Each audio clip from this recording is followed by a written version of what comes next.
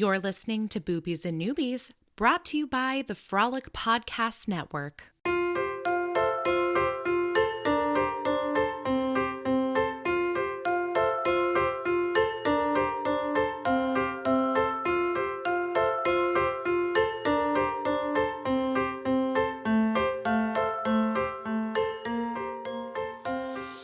Welcome to Boobies and Newbies, the podcast that asks novice romance readers to think outside the dick in a box and brave the unbridled world of erotica. I'm your host, Kelly Reynolds, and it is time for a bonus Steamy Spotlight interview.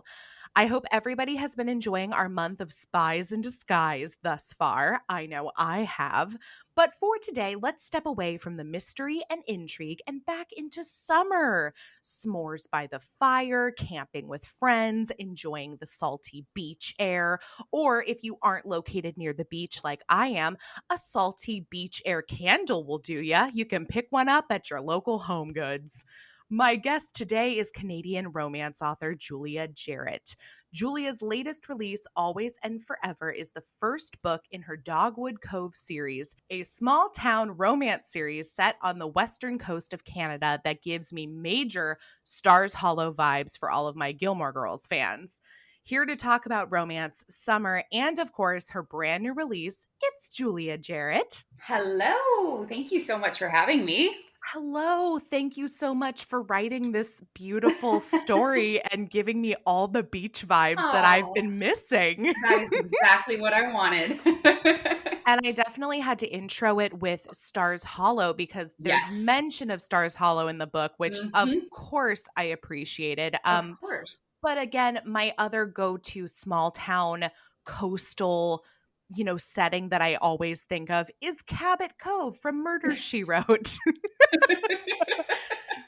I'm curious, do you have a favorite, like, fictional small town, either from a book or a movie or a TV show? Well, you hit the nail on the head. Is that the right saying? Wow. Yeah, Yes, right? I think I said I that say right. that one wrong all the time, too. I'll be like, you hit I know. the head on the Wait a nail. minute. But no, Stars Hollow, hands down. That's what I Yes. wanted to do, is I wanted to emulate that feel with the gazebo and the town square and just that whole quirky, everybody knows everybody's business kind of vibe. Yes. And certainly as we get into some of the later books, that becomes more and more apparent that everybody's up in your business. But I love Stars Hollow. I loved Gilmore Girls. I rewatched that show countless times. Mhm. So it had to happen. Let me give you my few Gilmore Girls anecdotes that I have to Okay. share, Go because for it. when I can share them, I will. So Absolutely. first thing, I, grew up in California, and we would drive up to the Oregon Shakespeare Festival in Mhm. Ashland, Oregon. It's fantastic theater festival in general. And Mhm. they were putting on a production of King Lear one year, and starring as King Lear was none other than Taylor Dozy. Oh my God. I know. Oh, oh. I can't picture that though. Like that just Yeah. that's I mean, he looked a oh. little older. He had a little Mhm. bit more beard. Mhm. But I just was like, it was so hard to watch and like not think about him trying to like call attention back to the town hall meeting. We're yelling at people in his grocery store. Yeah, exactly. So, obviously this will make zero sense to anybody who hasn't watched Gilmore Girls, but Well, then it's they need to rectify that. exactly. So, okay, that's number one. Number two, Yeah. I did meet Melissa McCarthy a few years ago. I went to an event. Her husband, who, by the way, is also adorable, like they are celebrity couple goals Oh, at its love that. I finest. love her. And he had written a book. And so there was an event where he was doing like a reading and Mhm. answering questions, and she was the moderator. So it's like the Ooh. two of them sitting on stage, husband and wife, her asking him questions and like them just like shooting the shit about their That lives. must have been so fun. Yeah, so So fun. sweet. And so I got them to signed the book afterwards, and I told her, I was like, hey, I want you to know, like, my mom and I grew up watching Gilmore Girls. We've always thought of ourselves as like Gilmore Girls, and Yeah. it's so great. And she was like, oh, thank you. Cute as a button, like Yeah. as you would picture her to be. So Absolutely. I have a there lot you of go. Suki in me in terms of like the awkward, clumsy, getting into all kinds of trouble. Yes. Like that is me. She's the best. Like she's Yeah. I can't believe that there are so many people in the world who know Melissa McCarthy from like the hilarious movies like Bridesmaids and Spy, Right. which I love. I love them, but Mhm. that they don't know about Suki I from know. Gilmore Girls. And to be It's sad. fair, we have to make sure people know it's Suki and not Sookie, because Yes. Sookie is Sucky. a Sucky. True whole other blood. show. I'm going to apologize now to listeners who hear my dogs bark in the background because they don't know how to shut up. Oh, but that's okay. Precious babies. It's real life, right? Yeah. My puppy is currently laying next to me grumbling because somebody probably walked past the house. So Oh, that's what she does. how many dogs do you have? We have two. I have a 4.5-year-old rescue from Guatemala, and then our new one, our new baby, is 8 months old, and she's a Taiwanese mountain dog. Oh my So we just got her goodness. like a month ago. So she's still Oh, settling in. how exciting. And what are their Yeah. names? So the one from Guatemala is McKenna, named after the beach in Maui. Oh, And nice. then our Taiwanese one came with her name. So her name is Zoe. Oh, okay. I Yeah. have to say, I always giggle when I hear animals having like human names. Yes. Like, I mean, because I just always think about like, dogs and cats being named like, like after foods or after Yeah. like characters. Mhm. But when you meet like somebody and they're like, hi, this is my dog, Kevin, I'm just like, what? You What? need to go on Instagram. We're totally getting off topic here, but you need to go on Instagram and look up Useless Farm. It's this woman in Okay. Ontario, and she runs like an animal sanctuary, and she has totally random animals like llamas and Love it. emus and chickens, and she names them all like old man names. Yes. And you know what? I Oh god, think they're so that's funny. okay. Like Bernard Yes. and Oh yes. I don't know why Bernard is the only one coming to mind, but yeah, I I will go definitely check Walter. it Like out. you need a Walter. Walter, yep. And you know what? I've met multiple dogs named Walter. So there you go. Yeah, we have a friend named Walter, but I don't know if I know any Human dogs. or dog. Human. Okay. Human friend. We have those too, Yeah, besides the animals. But right. anyway, Julia, tell me please a little bit about your romance origin story, both as a reader and a writer. Oh, okay. As a reader, gosh, I don't even know how far back it would go. But I mean, I remember picking up old historical romances that my mom had and Mm, reading them. I went through the Outlander phase, and then I kind of moved into the paranormal with Kelly Armstrong and Sherry Lynn Kenyon and all those kinds of things. But it was probably pretty recent that I actually started getting into romance. And it was when I got an e-reader. So that oh, suddenly I okay. had, the world at my fingertips kind of thing and could just binge read because I'm a really fast reader. So it's always hard to keep up. Um, I read everything though. I mean, the only things that I really don't do is young adults and sort of the more dark romance just because Mm. I like it to be happy. And I mean, in terms of writing, this is my joke that I always tell people is it started on a dare from my husband. We were camping. Really? Seriously, we were camping like 3 years ago, I think. And we were having a conversation after the kids were in bed going, man, what am I going to do? Because I had left my job as a social worker to stay home with the kids, but both kids were going to be in school. And I was like, well, what the heck am I going to do with my time? And he was teasing and he's like, you read so many of those goddamn romance books. Why don't you just write one? If And I was I like, had ha a ha, nickel funny, for funny. every And time I've heard a phrase like that. well, but the joke's on him because now it's like, now I have like 6 books out and four Yep. more coming. So, Thanks, you know, honey. yeah, good job. No, he loves it. He loves it, actually. He thinks it's really cool. So he likes to take credit for Oh, I'm sure he does. That sounds like it. a husbandly thing to do for sure. Completely. Yeah.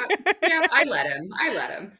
I love it. Well, that's great. And you know what's so funny is I feel like the more people I talk to about, how romance came into their lives, it seems like everybody either started with, contemporary or historical, that it's like you Mm-hmm. started with one and that became Yes. like the main focus for a good amount of time before people discovered the other. So for you, it was Yeah. historical, it sounds like. And then, I think so. I mean, honestly, like I said, it's been so long. I just remember I yeah. would read these stories and I loved the love story. Like that was the part of Mm. anything that I read that I resonated with the most was the love story. So it didn't really matter what it was, as long as there was a love story, I enjoyed it. And then it just sort of, yeah, spiraled into reading romance. Yeah, and then eventually writing it And then yourself. eventually writing it. Yes. That's great. Well, and so what have you been reading lately? I mean, do you find that you gravitate more towards reading books similar to what you write, or are you one of those authors who has to like steer clear of something similar to what you write for fear of, Mhm. accidentally writing something into your book that's like resembling something Yeah, else? right. Well, I mean, at the end of the day, honestly, everything has been done before. So it is all about just putting a fresh spin on stuff. But I read just about anything contemporary. I love rom coms. I am not Mm. funny enough to write one, so I never will. But I love rom coms. I love the super steamy, super sexy, alpha males. Right now, I'm Mm. binge reading Chelle Bliss's Heat Wave series. So the Ooh, second generation of Gallows, and yes. just loving it.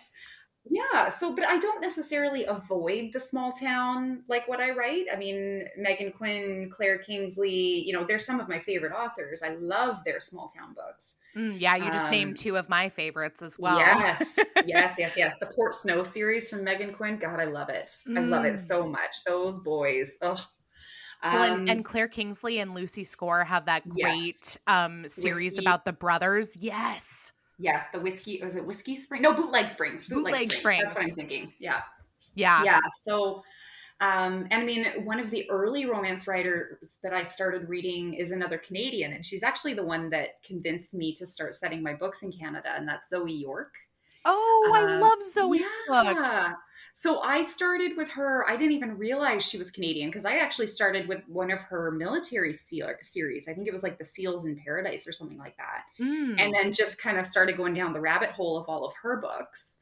And when I started writing, she and I connected a couple times. She's just an absolutely amazing woman, and gave me a lot of help when I was just starting out in terms of how to write blurbs and how to market and what kind of choices to make. So when I was looking at my new series, we were talking about where you set books, and it was Mm. largely her influence that convinced me to start writing books set where I live. Um, Oh. yeah, because my early stuff is all set in the States, and so it wasn't true to me. So Right, now not it as is. authentic. No, I totally No, get that. And Zoe, yeah, her books are great. And Zoe also writes under Ainsley Booth, right? she does. Okay. Yes. Oh my, those are some. Yeah. I was gonna say because I want to Those are some say dirty, dirty books. yes, they are, and how I Uh love huh. them. Uh huh. Oh yes.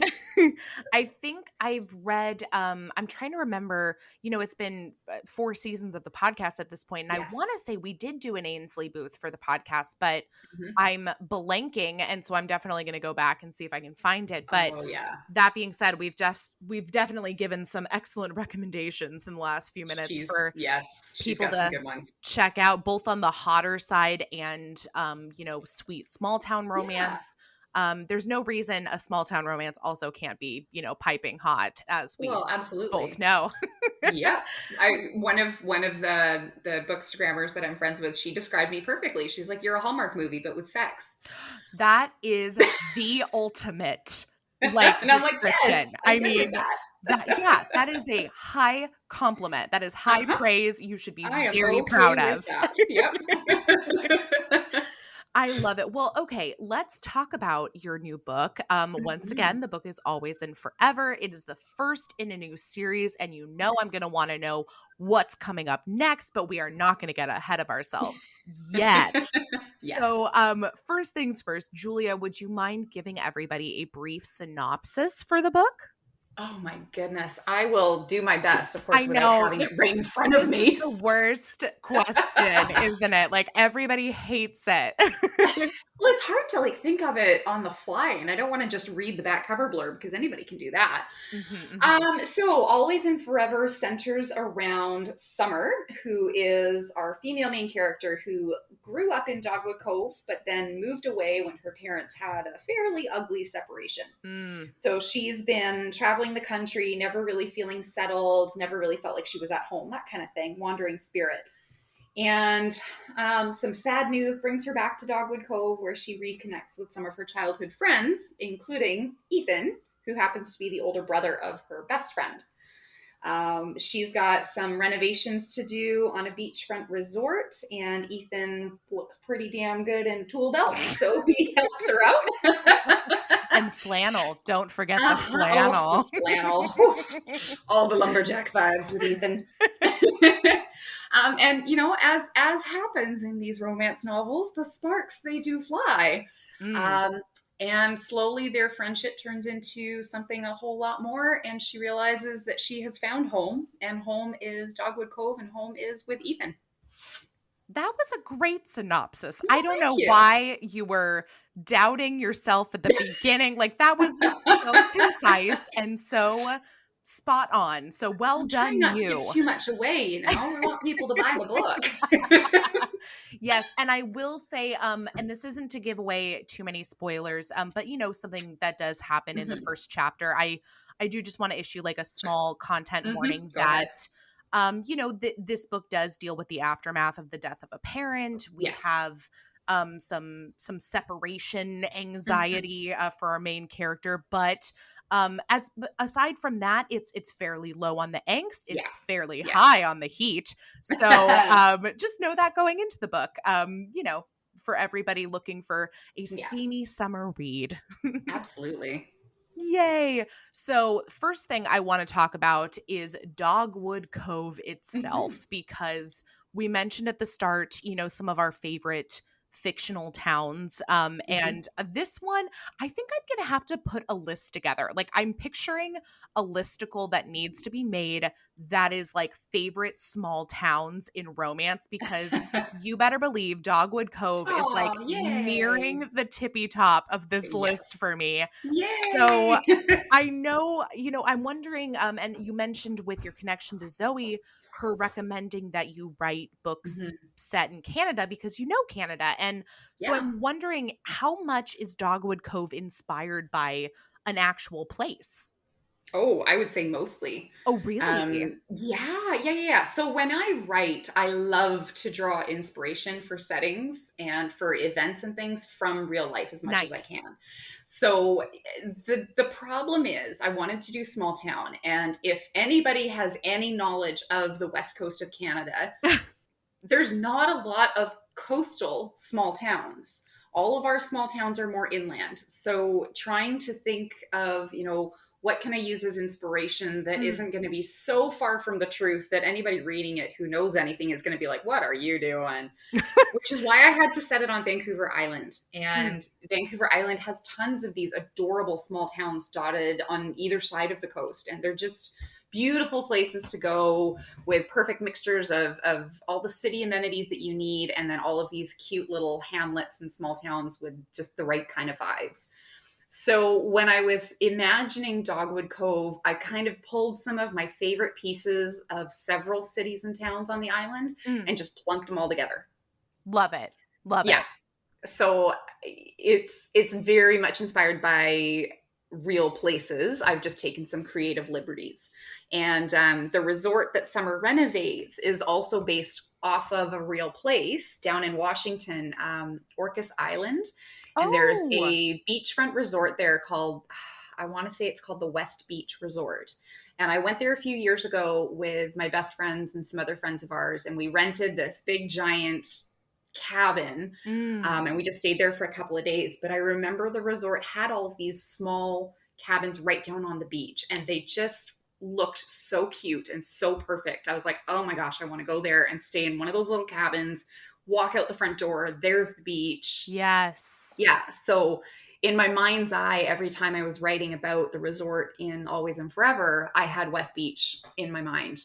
Yeah, no, I'm a sucker for that show Beachfront Bargain Hunt on Yes. HGTV, and Yep. the amount of places I've seen that are like right on the beach. Yes. I just am Yes. like, Yes. "Oh, God, I can't imagine like no, I can imagine because I do imagine Yes, waking we can up imagine. and like that is your view is just Yeah. stepping outside for like your Yeah. morning cup of coffee." Well, so not to make you even more jealous, but I'm going to. We have a cabin up in the interior of British Columbia, and it's an acre of lakefront property. And Oh. I was just up there. Well, we're up there all the time, but that's exactly what I do. Is the kids get to play some video games for an hour in the morning because they wake up stupid early, and that lets my husband and I take our coffee and our tea out Mm. onto the sort of patio that overlooks the lake, and we just sit there in silence listening to the birds, staring at the water, and it's heaven. It's heaven. Yeah. Yes. No, I'm sure. Well, especially, as a parent and you have Mhm. dogs, like, I mean, just those Mhm. moments of silence, I'm sure are Oh, far and few between. they are. Yes. And so Very we few. should spend them looking out at beautiful lake. Exactly. Exactly. Oh gosh. Well, okay. And then how about the name Dogwood Cove? I mean, is it Oh my inspired god. just by the fact that you're a dog lover? No, honestly, the name went through, I would say, 6 different iterations Oh, before we finally settled really? on Dogwood Cove. Oh my god, it changed so many times. Because everything that I thought of, I would then go and Google, and there would already be something. Like there was Oh. one version, I wanna say it was gonna be Cedar Cove, and Mhm. then somebody was like, "No, no, no, no, no, that's like a big I think it's like Shelley McComber series or something like that was turned into a Mm. TV show. You can't do that." And so I literally had a list of um, different, native plants and woods kind of things. And then I had a list of different watery things. So bay, cove, harbor, port, and was Yes. just kind of mixing and matching to try to see which one sounded the best. These are Um, all I mean, now that you're mentioning it, I'm like, mhm. okay, I can see the name generator for this one. Like Oh, it's totally. it's pick your plant. That's going to be like the Yes. first the first word and then it's going to be harbor, port, I'm telling you, bay. somebody Like could make a killing. You can make a killing for romance authors if you developed a program for title generators. this is There's your next something business opportunity. yeah, something to think about. I'm gonna put that Absolutely. one in the back pocket Mhm. and think about Mhm. that. Yep. Yeah, well, I will say, between the Nutty Muffin, which, I am all for a bakery pun name, and then the same with the bookstore. Yep. There's the old beach resort that they're Yep. renovating. There's Yep. the soon to open winery. Oh, Um, yes. I'm you know, excited about that book. oh, and I knew it. I was like, ooh, he's gonna have a book, and I'm here He's for gonna it. have fun. So I have to give credit. The Nutty Muffin is thanks to my very good friend Claire Hastings. Oh, I And love Claire. She yeah, is so she's fabulous. in our little salty bitches chat group, and when I was like, "Hey guys, I need to name a bakery," she came up with that one on the spot, and it was just perfect. That's a So good she gets full one. credit for that one. Yep. Good job, Claire. Good job, Claire. Yeah, but I mean all the things that they've got going on in this town, it's definitely a town that I would want to visit. I mean, Absolutely. it sounds like if it was me and I was writing a small town romance, I would be building like my dream town, Oh, like completely. all the Yes. places I need. I need to Hmm. have the local Hmm. independent bookstore. I need to have Absolutely. the cute coffee shop slash Hmm. bakery where she's always Hmm. giving away free muffins, by the way. Nobody Yep. is ever paying for their muffins in this Pretty bakery. much. No. No, it's true. So, my question for you, what's missing from this town? Like, what business opportunity do we need to brainstorm What do next? we need to brainstorm next? Oh, the problem is I know what the future books are all going to be. So everything's coming. There's a dance Okay. studio coming. There's a Yep. winery coming. Hmm. There's the I've bookstore. got one suggestion for you. Okay, Take it go or for leave it. it. Axe throwing. Ooh, Ooh, hold on. Where's my notebook? Where's my notebook? Oh my gosh. Yes, that definitely needs to go in as a date night. I will say, like, this was one where the first time I went axe throwing happened to be in Canada. So I just always thought of it as a Canadian thing. Oh my gosh. Yeah, well, that sounds accurate. Okay, I have made a note that needs to happen as a date for some future couples. Yay! But I mean, in terms of like what's missing, the only thing that I struggled with, and this is why I created sort of a neighboring town that had a bit more, was I wanted to keep everything small and cutesy within Dogwood Cove. But I also know, again, from my own life, that if you don't have the bigger grocery stores and the bigger hotels and stuff, a town doesn't survive. And that's kind of an unfortunate reality that is happening up here in Canada, is some of our small towns, they're not thriving because they don't have, enough infrastructure and enough industry to sustain the population. So that's sort of my socio-political hat going on, where I created it, close enough to those bigger cities that you can still get what you need close by. Yeah. No, and that's a good point. I mean, it's a very small thing, but I know that there's like at a point in the book where you mentioned the fact that, well, this is an island, sure, but like we still have a Tim Hortons. Like you're not hiking into the unknown here. Oh yes. So, that again is drawn from a real life situation. Thanks to my husband. My realism brain especially appreciates that. Like I like stuff like that. I like the small town, but I like knowing that also, but like, how small is it? Well, there's still a Starbucks like a mile away. Yeah. I mean, I find that when I'm reading, if something just seems so ridiculously out there, it takes me out of it.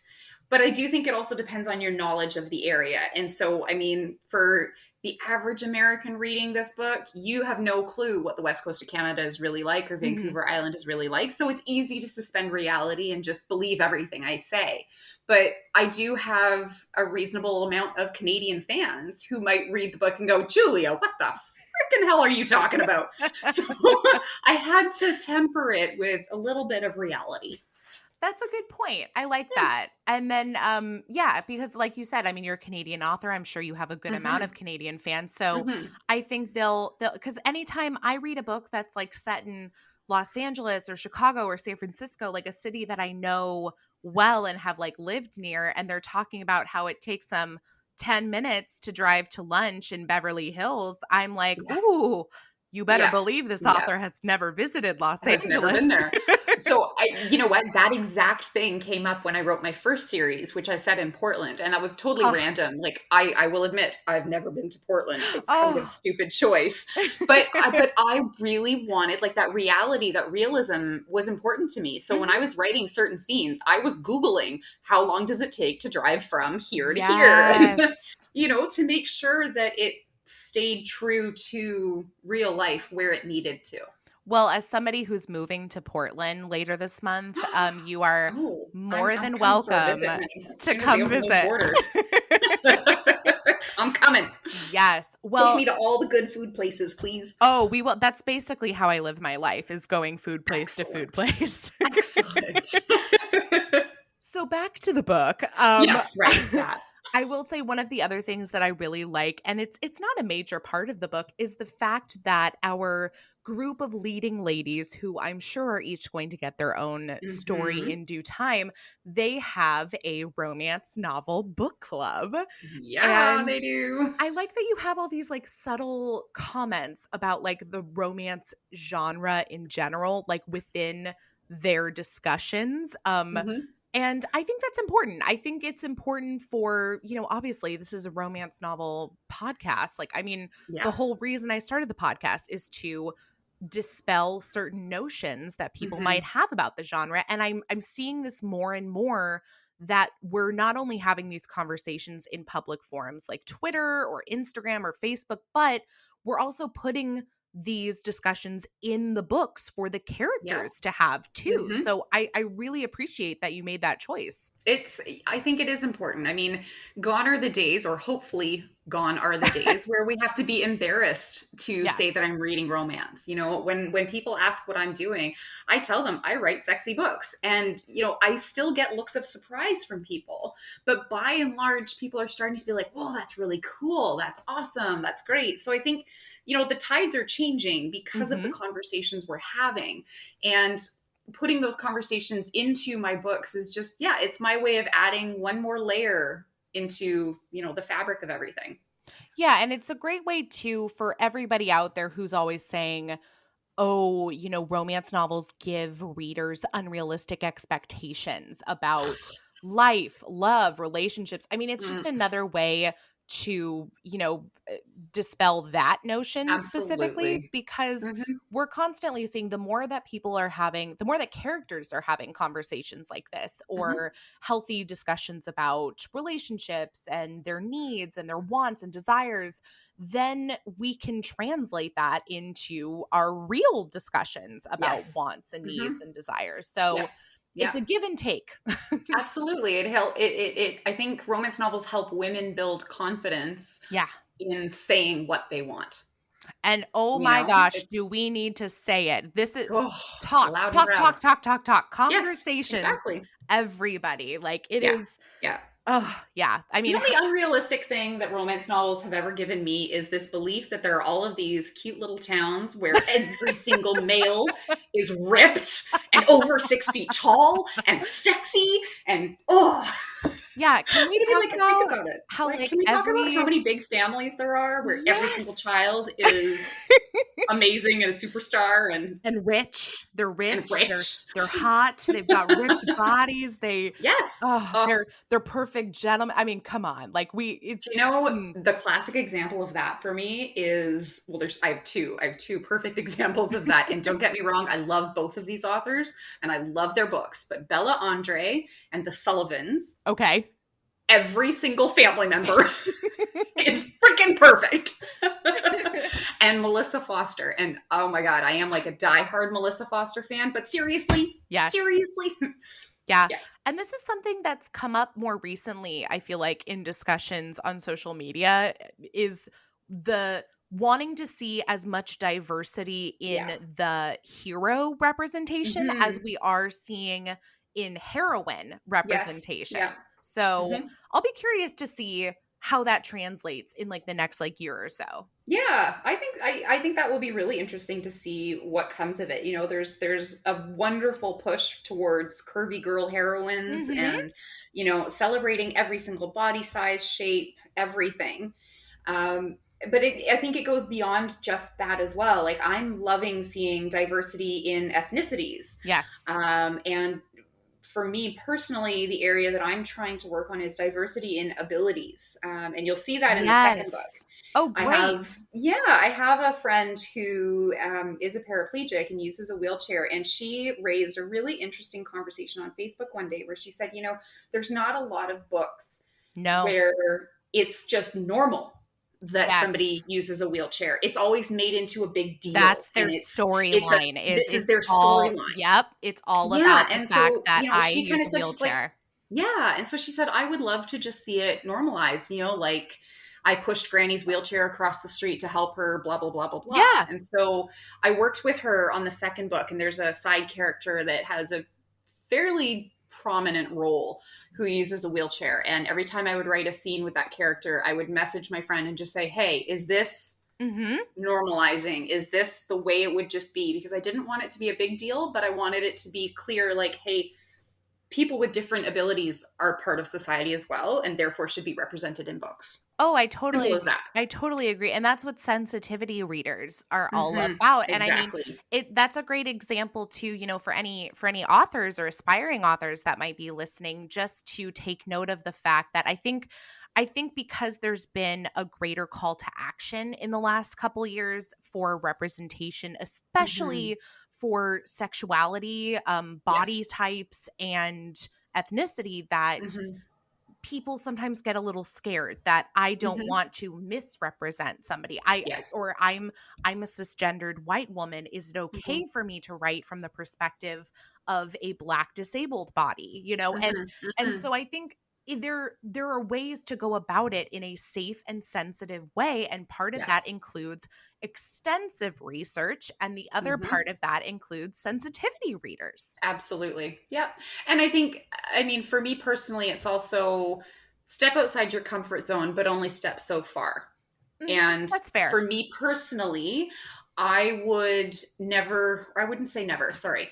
Right now, I would not feel comfortable taking on writing a character who is a different ethnicity from myself or who is a different sexual orientation from myself. I don't feel that I could do it justice. I don't feel that I have the people in my life who could help me make sure that I did it justice.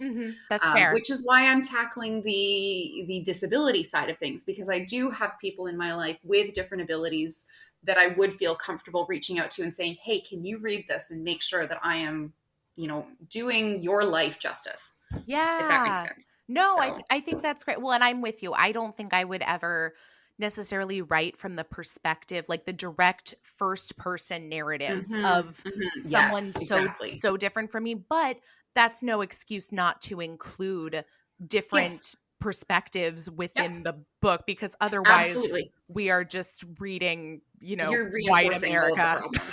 Totally. And I certainly have done that with sort of secondary characters. Sure. In the third book in my Lucky Strike series, the heroine's brother is a gay man who is in a marriage with another man. And so I said that really awkwardly. You get what I'm saying. Anyways, it came off really awkward. So, I agree with writing them as secondary characters, again, trying to stay true and checking things over with people that can speak to, whatever you're Yeah. writing. But in terms of the main characters, tread carefully and have Mhm. those sensitivity readers who will be brutally honest with you if you're going off course. As they should be. Hmm. Now that you've sort of alluded to some of the things that are coming up in the series, Hmm. I'd love to know just sort of what are you envisioning for what's ahead in the world of Dogwood Cove? Like Sure. you've just released the first book. Do we Hmm. have dates for the next few books? Do we have We ideas of who do. comes We next? do. We do. So there is a lot coming. So depending on when people are listening to this, there might actually be a free novella as part of an anthology that I'm in Oh, through the Hot as Fuck Romance Club. love it. So, yeah, so there's a free little side story that involves the Summer Solstice Festival that is at the end of Always and Forever. Mm. And so that is going to be a freebie download on BookFunnel for July and August. And I will try to make sure that Kelly has the link for that. Yeah, because what's a small town romance without a festival? I mean, come on. Absolutely. You have to have the festivals. So that's what's next. And then in September is when book 2 is coming out. And that is Mila's story. So Yay. Ethan's sister gets her little love story. And oh my God, I love that one so much. Oh! That one was the most fun to write. So it is a fake relationship. Oh, Yeah, between that's Mila and the town veterinarian. oh, So we've got all the fun with those two. you're They were giving just a me riot like to write. some Schitt's Creek vibes and fake dating. Like I am here for all of it. That one was a lot of fun because Mila is just this sassy little spitfire, and I just love her. Yes. So that is coming September, and then in December there will be a little Christmas novella with everybody's favorite elementary school principal. Oh, I love Yeah. that. Yeah. So Reed gets his little love story in Christmas, and then the third, fourth, and fifth full length, which will be the two other girlfriends, Paige and Serena, will get their stories, and yes, our winery will get his story, and Yes. those are all going to be in 2022. Okay. So probably January, and then April, and then summer is kind of the tentative timeline. I love a woman who Yeah. plans ahead. I am obsessive like that. I've got other stuff kind of in between sprinkled in. So, but that's the Dogwood Cove schedule. Yay. Well, and I love that you're releasing this first book in the hot summery months, Mm-hmm. because I think they're, obviously this month on the podcast, we're doing Spies in Disguise as Ooh, the theme, which this book is not, but definitely not. it is still July too. And so Yep, I think this is a perfect book for us to talk about just sort of in the middle of summer, because there's so many great summery vibes within this book. definitely. So Mm-hmm. if people are just looking for the book to take to the beach with them, or Yes. the cabin, the lakefront cabin with the children. This is Um, your quick and easy yes, summertime read. Yep, for exactly. sure. So, in between all the spies and like mischief, you can Yes, pack in a yes. nice summer book Lighten it on, up a bit. yeah, on the coast of Canada. Yeah, Why not? yeah, exactly. Come check us out. We're kind of fun. Yeah. And then I know you mentioned you've got some other things going on in between as Mhm. well, but is there a story that you are dying to write? A tale that you have not told yet that haunts the depths of your brain? Oh my gosh, I have a couple. So I keep a notebook with all of my Of ideas, course and you do. of course I do. There's a couple stories that I really want to write. I'm not sure if they'll fit in Dogwood Cove or not. Mm. So they may be part of a future series. But in terms of within Dogwood Cove, I cannot wait to get my hands on Finn and the winery.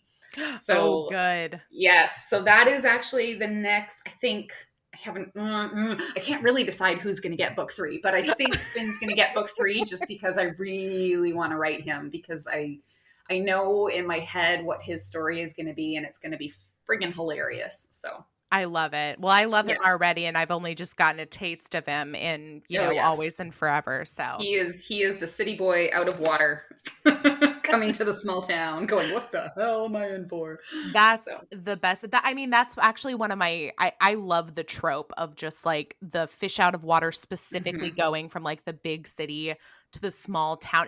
Do you have any favorite tropes that you both like love to read and write?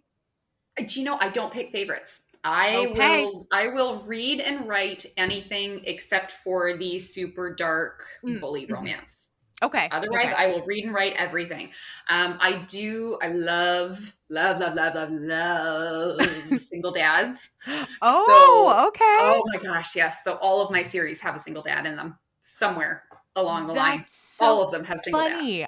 And you know Mhm. what? I love that too, but I don't know if I've ever actually heard somebody say that like that's like their absolute favorite go-to. So I That love is that. one of them. Yeah, that is definitely one of my favorites. I mean, as I said earlier, like I also really enjoy the rom-coms. So the off the wall, crazy, goofy, I'm thinking Pippa Grant, Max Monroe, that kind of like Yes. silly. I love that too. But yeah, give me a good single dad. And it doesn't matter, it can be dad by biology or dad by choice. I don't care. I Mm. love it. I love What it. is it? What is it that draws you so much to them? I'm curious. I just think there's something so damn sexy about a man with kids. Like, There is. some of the sexiest moments with my husband would be like watching him cuddling our boys when they were babies and snuggling them. And I just, oh You're like, "Oh, baby." my God. Yeah, I love it.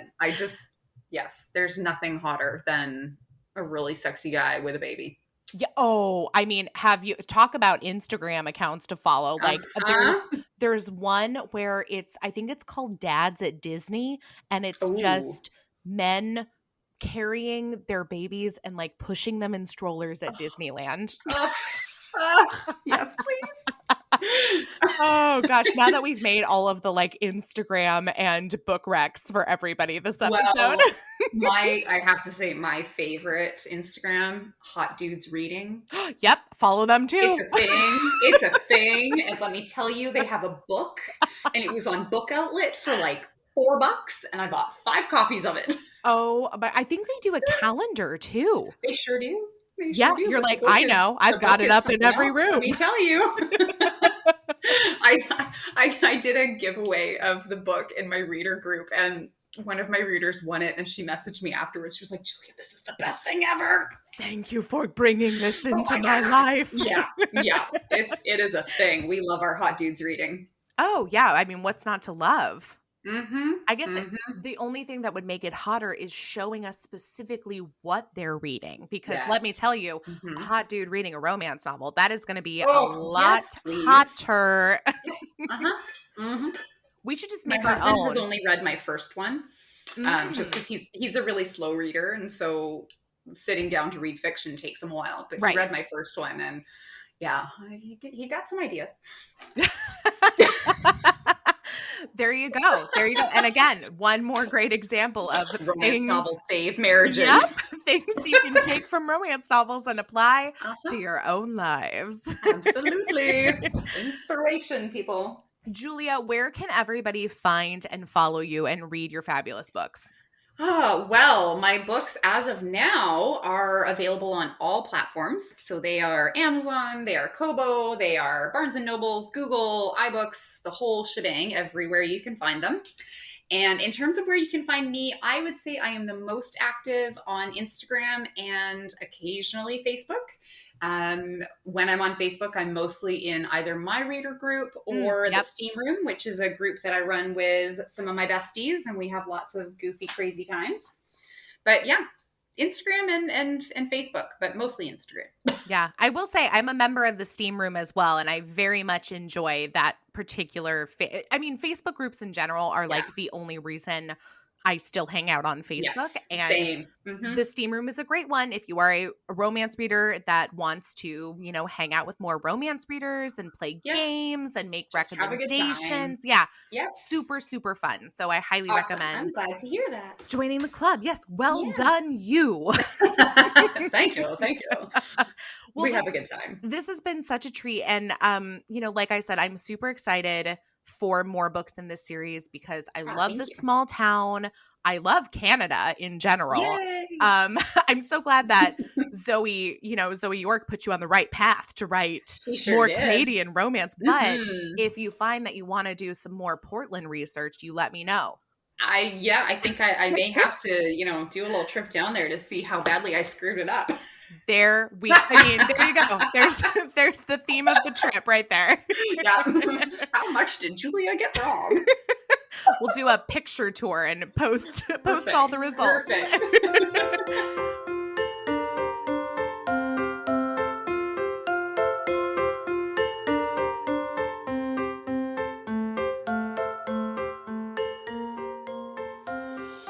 Thanks so much for listening. Boobies and Newbies is part of the Frolic Podcast Network. Find more podcasts you'll love at frolic.media/podcasts. You can follow Boobies and Newbies on Facebook, Twitter, and Instagram at Boobies Podcast.